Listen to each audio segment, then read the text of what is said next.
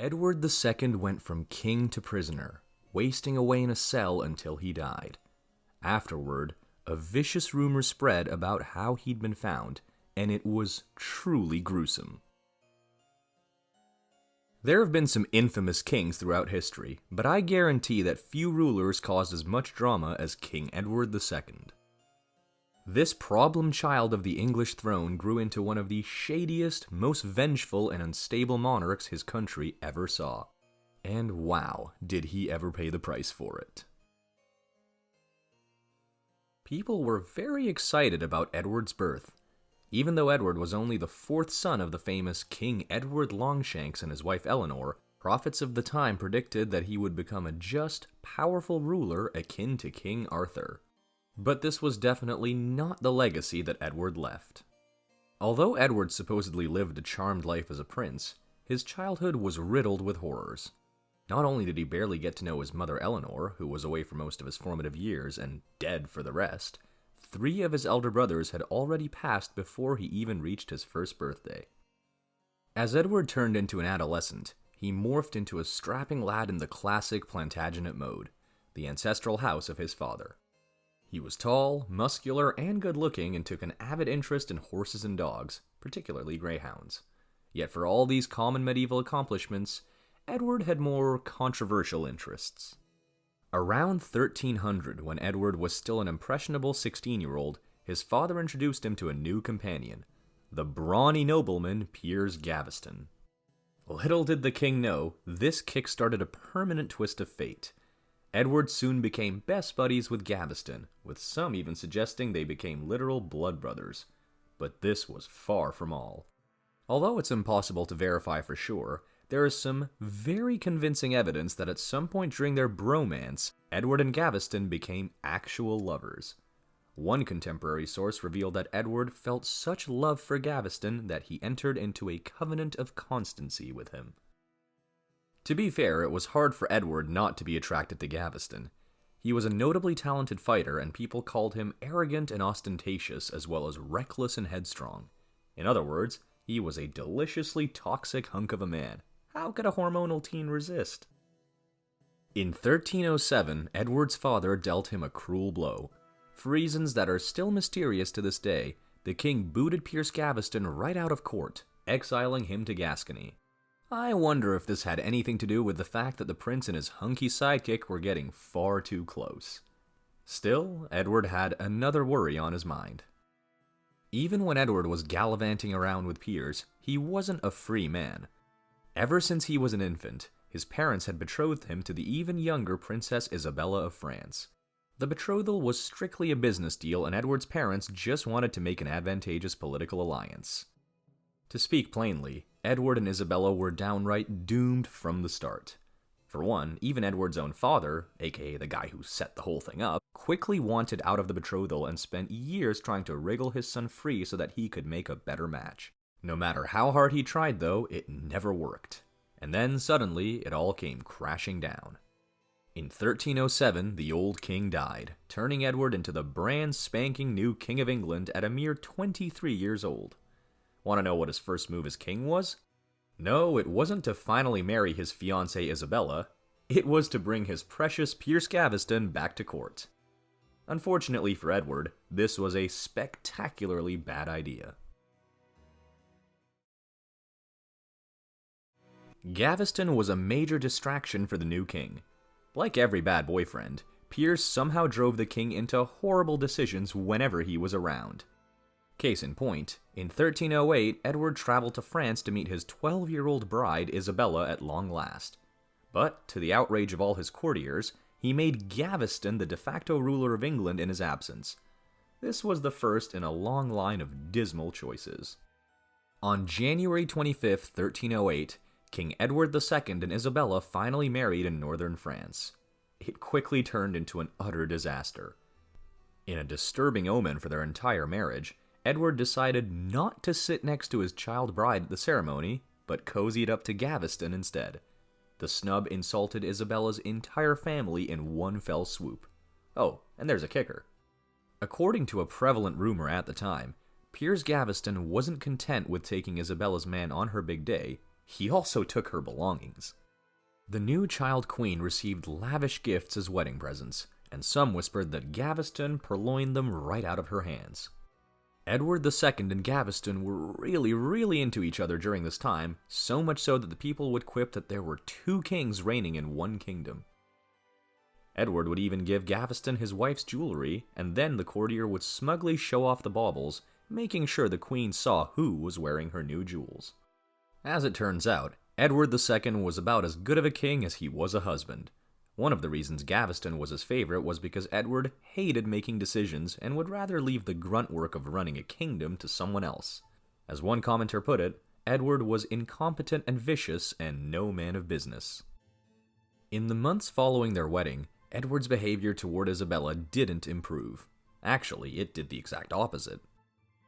Edward all but ignored his wife, preferring instead to take up with a series of mistresses, so little Isabella had to get very smart very fast. As Isabella grew up, she made a surprising decision. Perhaps realizing that she could never compete with Gaveston, she teamed up with him. The pair became close allies, and in the process, Isabella earned just a tiny bit of attention from King Edward, who finally started treating her like an actual human being.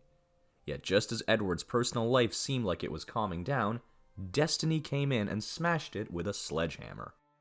Edward II's infatuation with the handsome Piers Gavston didn't just alienate his wife, it alienated his whole country. Soon enough, his barons made actual, real laws banning Gaveston from Edward's presence, exiled him several times, and tried desperately to limit his power. Then it all came to a gruesome climax. In the summer of 1312, Edward's enemies hatched a gut-wrenching plan.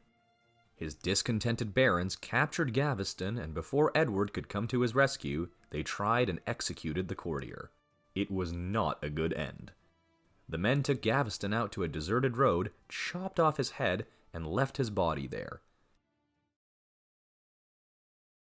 When Edward heard about his favorite's dark fate, he went right off the deep end. Outraged, the furious king swore vengeance on the rogue barons who executed Gaveston, and England barely avoided a civil war over the plot. Not that it was all's well that ends well. This one act of rebellion was a sign of far worse things to come. Around this time, Edward's luck turned dismal. In addition to his personal issues, he also had been waging battles against Robert the Bruce and the Scottish.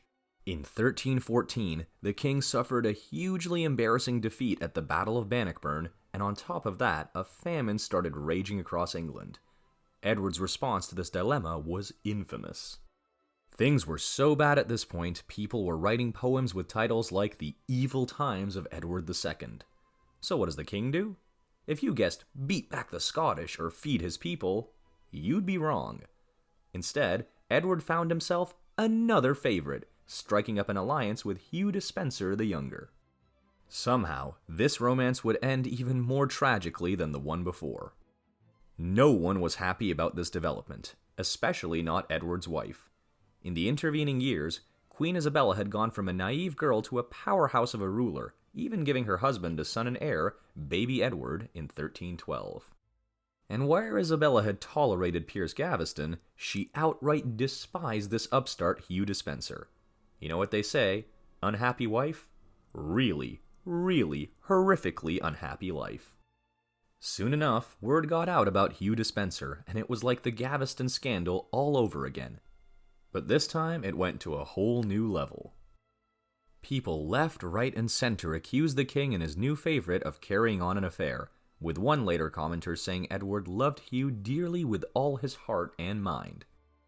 Unwilling to go down this road again, the courtiers threatened abdication and forced Edward to exile Hugh and his whole family right off the bat. On the surface, King Edward complied with the barons' demands, but he was hiding a deep secret. He wasn't cowed in the slightest.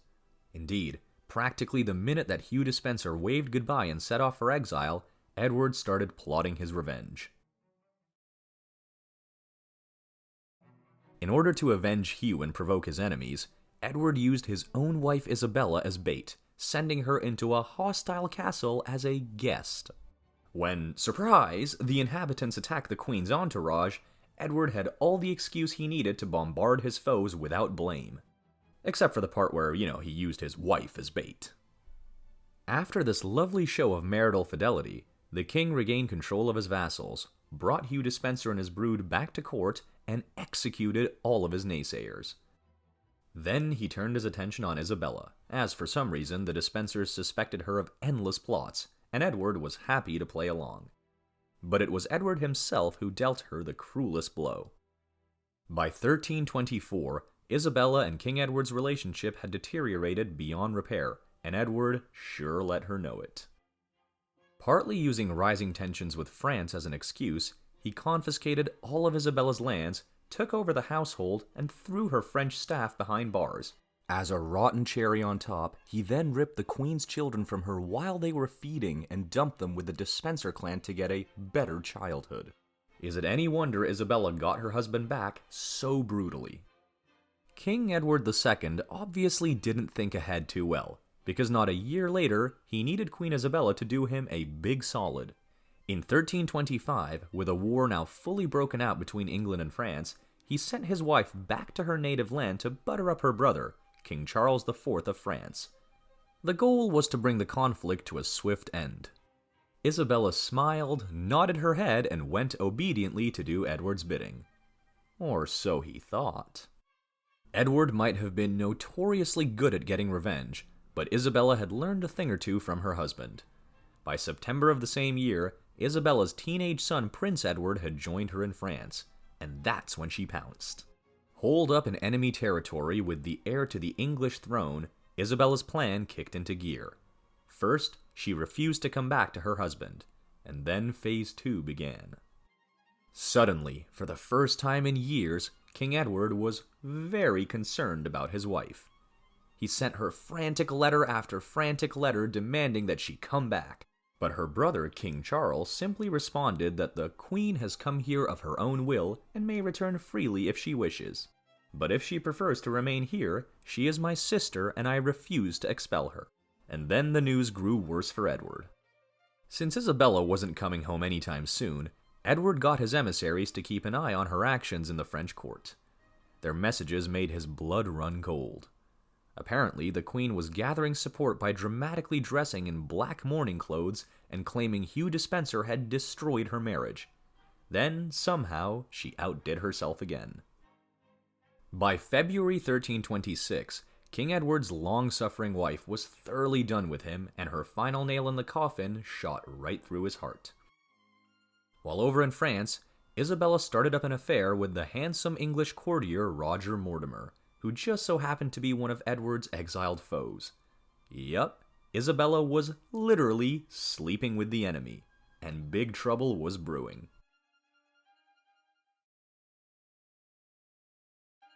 Before the year was even out, Queen Isabella and her man Mortimer had turned into the 14th century power couple. All of Edward's enemies, and there were many, flocked to the French court. As if that weren't enough, Isabella then betrothed her son Prince Edward to the daughter of a wealthy count, in exchange for an armada of warships. Sure, King Edward was a little distracted with Hugh Despenser, but even he could see what was going on with Isabella over in France, and it made him quake in his boots. To put it plainly, his estranged wife and her lover were clearly going to invade his kingdom and try to boot him off the throne. In late September of 1326, Queen Isabella and Roger Mortimer landed on English soil and proceeded to pummel the armies of King Edward II. By early November, Edward and his favorite Hugh Despenser were on the run, and by the middle of the month, the vengeful Queen's forces had captured and imprisoned them. Then, things got truly dark. Now that Edward and Isabella were officially over, his consort wasted no time showing him who was boss. She started by hitting him where it hurt most, her old rival, Hugh Despenser. With extreme prejudice, Isabella sentenced the man to execution on November 24th, 1326, and the details live on in infamy.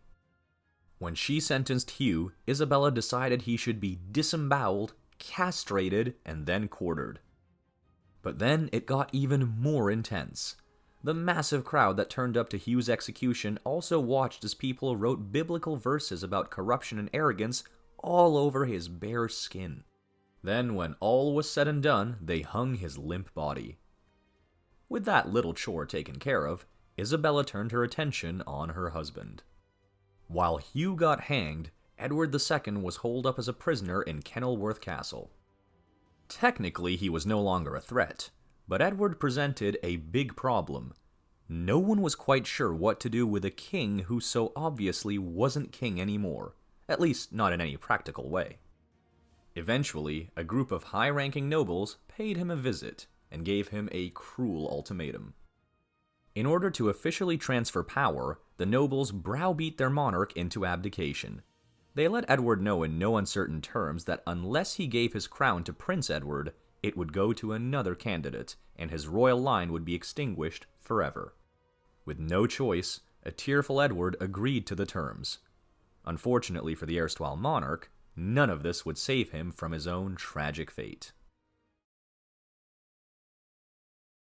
Edward spent the next long year alone and imprisoned, and there is evidence to suggest his captors mistreated their former ruler. To make matters worse, loyalists kept trying to jailbreak the captive, forcing Isabella and Mortimer to have Edward constantly moved around from castle to castle to avoid the would-be saviors. And then Edward's final nightmare began. On September 21st, 1327, attendants found Edward's body cold, stiff, and lifeless in his cell. Edward, who was only 43 at the time, had suffered from a deep depression throughout his imprisonment and hadn't received top-notch care. However, there didn't seem to be anything seriously wrong with him, which led to some unsettling whispers. Historians have noted that King Edward's passing was suspiciously timely in that it solved all the political complications of having him be, well, alive.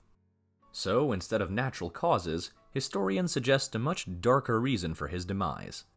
His wife, Queen Isabella, and her lover, Roger Mortimer, likely ordered him to be assassinated. As for how it all went down, this is where the story gets extremely grim. Although we can never know what King Edward II's final moments on Earth were really like, one particular rumor about his demise is mind-blowingly ugly and spiteful. As the years wore on, people started claiming his assailants offed him by sticking a red-hot poker up his rectum, which was an obvious allusion to his assumed sexuality. Historians, however, have largely debunked this. Not only is it clearly a derogatory dig at his presumed bedroom preferences, it's also not the best way for undercover assassins to claim the king died a natural death. Ridiculously enough, the story does get stranger. During his reign, Edward was vain, arrogant, and not a man to be crossed. Not the best combination of qualities. In 1323, Edward was in a total stalemate with Robert the Bruce and the Scottish forces, so one of his best advisors, Andrew Harclay, attempted to broker a peace treaty that would name Robert King of Scotland and end the suffering of thousands. How do you think Edward II responded to that? Furious that a lackey would so much as suggest he give up one of his royal titles, King Edward immediately had Harclay executed, then displayed his head in London for all to see. The most ironic part of this gruesome tale? Soon after, Edward agreed to a 13-year truce with Robert the Bruce, ending up in much the same place anyway. As for his family, well, karma comes for us all. Even though Isabella was a bit justified in, well, rising against and then murdering her own husband, she got her comeuppance too. Her alliance with Roger Mortimer fell apart almost instantly after Edward's passing, and she became merely the queen mother to her son King Edward III in the years to follow. In an irony to end all ironies, however, Edward II's heart was later buried beside Isabella's body. Not what I think the guy or Isabella would have wanted. When someone famous kicks the bucket, there are always spurious conspiracy theories claiming they're still alive. But in the case of Edward II, it might really be true. The now famous Fieschi letter, written by the Italian priest Manuel Fieschi, claims Edward actually escaped and that the body in his cell was a humble porter. In this version of events, the fugitive king fled to the Holy Roman Empire to live out the rest of his days as a hermit. Even more shockingly, multiple historians confirm that some or all of the letter is true. As for the oft-repeated stories of royals escaping their gruesome fates, Edward II might have actually pulled it off. But of course, we can never know for sure. Thanks for watching History Exposé. If you love uncovering the best stories in history, hit like and subscribe to keep exploring with us. Don't forget to visit our main page, Factinate, for more incredible facts about everything.